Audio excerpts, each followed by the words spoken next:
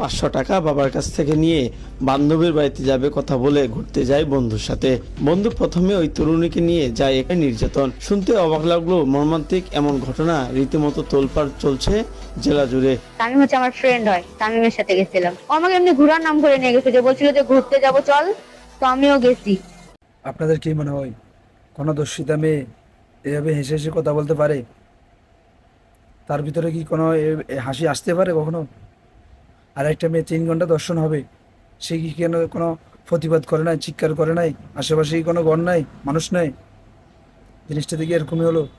হয়েছে তাদের 4 জনের মতেই, হয়তো এখন কোনো বেশ কম হয়েছে, যার কারণে মেয়েটা এসে মামলা করে দিয়েছে। তো যেটা 7 জনের মতে হয়, সেটা কিছু দর্শন হয়। মেয়েটাকে দেখতে বুঝতে হবে মেয়েটা কেমন।